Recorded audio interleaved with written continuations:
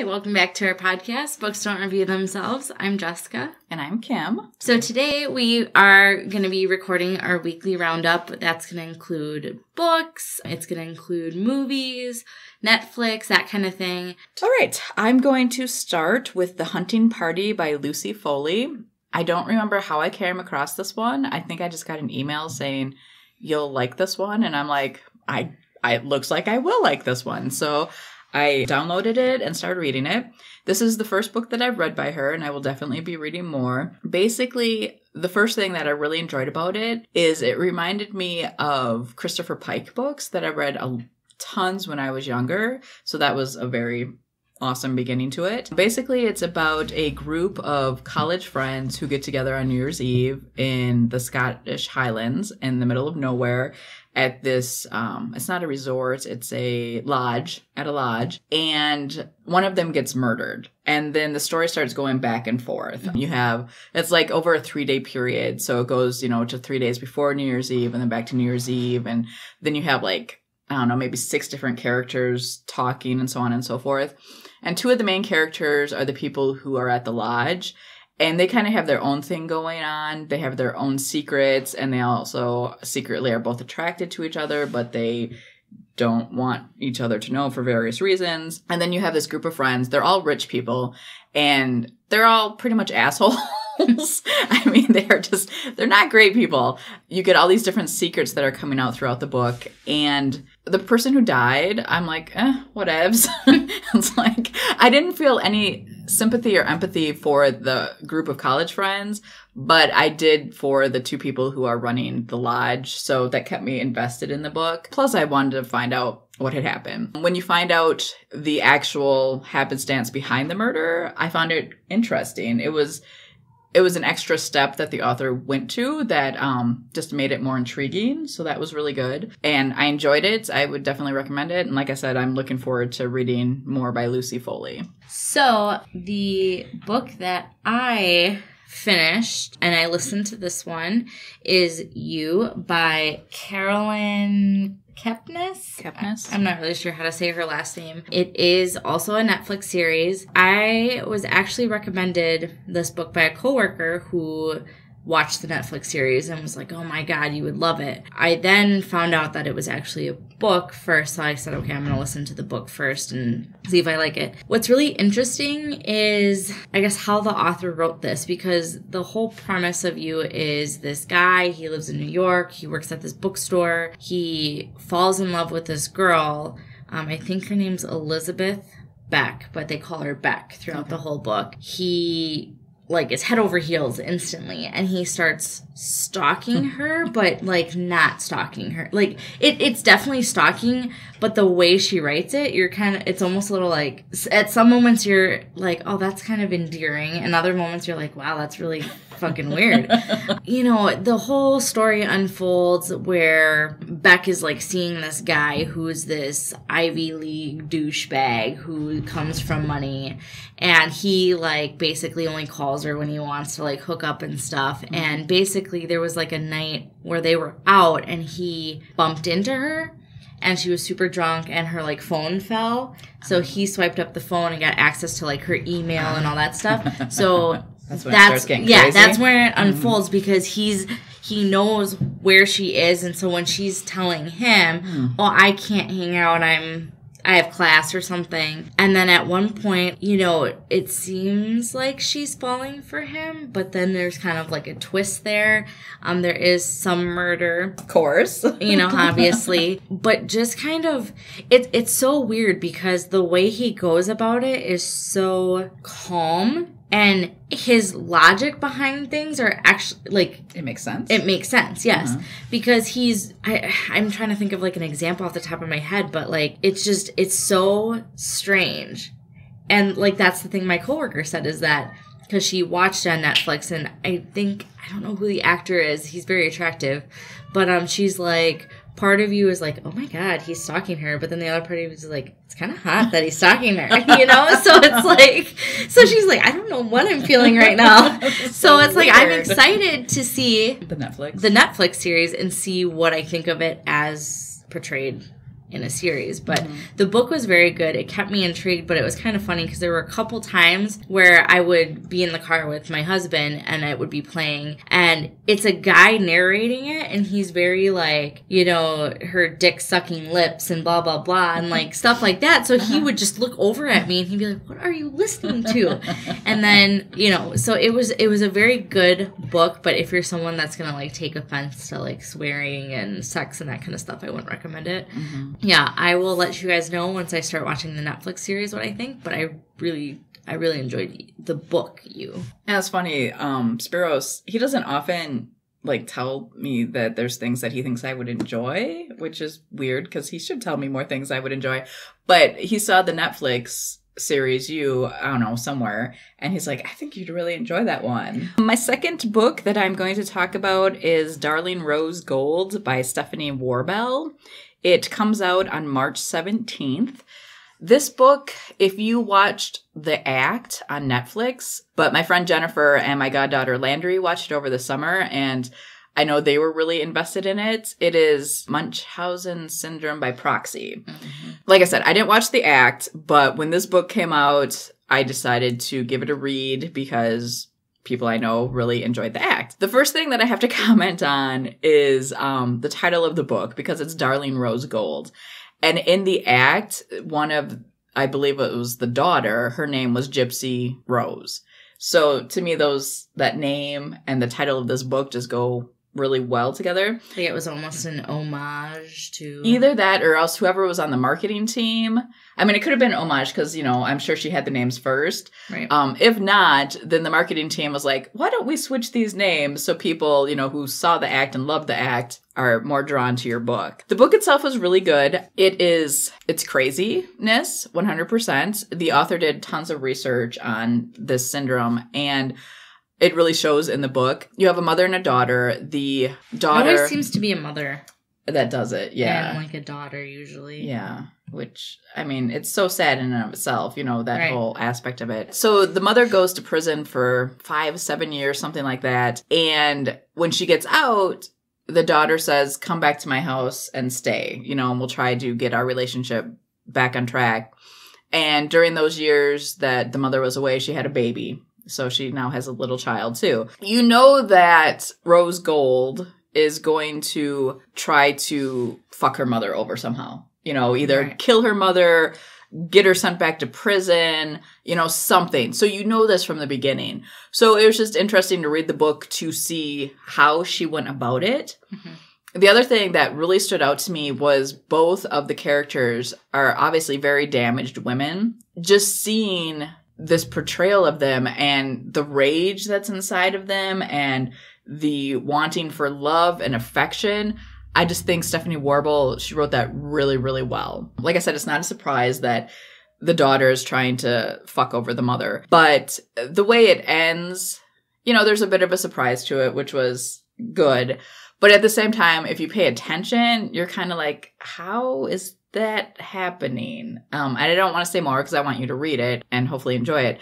There's another thing too. The mother always told the daughter that her father was dead, I believe. And she finds out later on that her father's still alive. Just add to it. It just adds more to it. Yeah. And the father has a new wife and children, and she wants to be part of their family. And at first it's going along well, but she's so effed up that she can't be like a normal human, like loving person. So she messes up that whole relationship. And that comes into play too. It's just a bunch of fucked up shit that read really well. And the thing that's so hard with that is that's just like a perfect scenario of how do you feel when a child's been raised that way their entire life and they do turn around and kill their parent. You know what I mean? Like, and then it's a double-edged sword because, you know, should that child, and she killed someone or possibly in this book, whatever, but do they get the same punishment as someone else? Right. And that's always the tough thing for me when I hear stories like this, because it's just like, they kind of had it coming. Like, what you did was really, really bad, and you kind of destroyed someone's life. Like, really bad. So. And the other thing that stood out in this book, and I am I am a person who looks at people's teeth. It is horrible to say, but I like to make eye contact when I'm having a conversation with a person. And if you're looking at their eyes, their mouth is right there. She kept talking about how gross her teeth were because, The mother's or the child? The child's. Because, she kept puking throughout the years and stuff. So all this acid and stuff, and her teeth were rotted and yellow. And I mean, she talked about it a lot in this book. It was repeated over and over again. If you took all of those out, you could probably get rid of 25, 50 pages. So, I mean, it's very much drilled into your head. It just grossed me out because, like I said, I look at people's teeth and it's just a thing. But it was good. If you liked the act, I believe you will probably like this book as well. If you're interested in Munchausen syndrome by itself or by proxy, you'll probably enjoy this book. If you just enjoy effed up mother-daughter relationships, you might enjoy this book too. So I say give this one a read. Then my third book that I want to talk about is The Sundown Motel by Simone St. James. It comes out on February 18th. I got it through NetGalley. It was good. I've seen it all over. Yeah. And isn't it the book of the month for January? I believe or February? So. Yep. It's a ghost story. And it's also a woman who is trying to find out what happened to her aunt 30 years later. A lot of people were saying it was really scary and creepy and stuff like that. Even some people classify it as horror. Mm-hmm. I don't. Okay. I classify it as suspense. There was one part that creeped me out a little. It was towards the end with the little boy in the pool. That part was a little creepy. But the rest of the book to me was just an enjoyable story. Mm-hmm. And it is a ghost story. There is supernatural events and stuff that go on. So basically you have the story being told between the aunt and the niece. And so it keeps kind of going back and forth. And they both stay at this Sundown Motel. And they both work there. They both start seeing weird stuff happening. Then you have the mystery of what happened to the aunt. I will say it went completely in a different direction than I thought, which to me is always fun. Part of me likes that it did. And then the other part feels in the direction that the author went, it kind of didn't have as much of a bang at the end that way. But it was still really good. And I believe this is her first book, Simone St. James. So I'm definitely interested in seeing what else she has coming out. And I would say also give this one a read. The next thing I guess I have to talk about are Netflix podcasts, whatever that I've listened to. So the Joe Rogan podcast, everyone knows what it is. I don't listen to every episode. If someone on there that's intriguing to me, or if I'm doing dishes or something and I don't want to listen to a book, I'll just pick one that and if it's interesting, then I might finish it. If not, I listen to half of it and shut it off. So I know I watched the one with Robert Downey Jr. It's always cool when they have actors or people that feel like you enjoy, because in the podcast setting, it's literally just several hours unscripted where they're just bullshitting. So you kind of get a good glimpse of who somebody is. And he's someone that I always kind of just thought is super sexy. Yeah, he's very attractive. But it's so funny because just based off of appearance and whatever, he's very Hollywood. Okay. What do you mean? Just how he talks, it's very LA. Okay. And you're just oh my God. I guess I just didn't think that. I expected him to be, he just was very, about the craft and this and that, just that kind of stuff. And I'm oh, if you didn't know he was Robert Downey Jr., if he wasn't famous and he was just sitting in a coffee house, you would totally roll your eyes at this guy. Probably. Yeah. If it was anyone else, I'd be oh my God. But it just, some of the stuff I'm Bill Burr is a comedian. He's so outspoken, to the point that, he can come off as an asshole. And he just has that thick accent. And he doesn't give a fuck about anything. Okay. And it's he almost reminds me of an American Ricky Gervais type. Okay. And so watching him and Joe Rogan are friends. They both, do stand up and whatever. So watching that episode was fun. And I always because Bill Burr, I think, got married a little bit later in life. And Joe Rogan always said he never thought he would get married. So listening to Bill Burr talk about some of the arguments he has with his wife, who Bill Burr, I think he's a ginger. He's very white. Okay. He's very, very white. And his wife is black. And so it's so funny, he brought up the race thing a couple times, and how they would be watching something, on TV, and how he reacted to it differently than she did, or, Okay. you know, stuff like that. So I just thought that was really cool. But again, they're both just really funny. So I just really enjoyed that one. Mhm. And then the other thing that I watched on Netflix is Evil Genius. It's a docuseries. I don't remember the names of everyone involved, but basically this lady is in prison. It's so crazy because she's saying that she didn't do these things, and that's the whole docuseries, is a journalist writing her back and forth and talking to her on the phone to get her side of the story. Okay. And it's just so twisted. Basically, it was her and 2 other guys, I believe.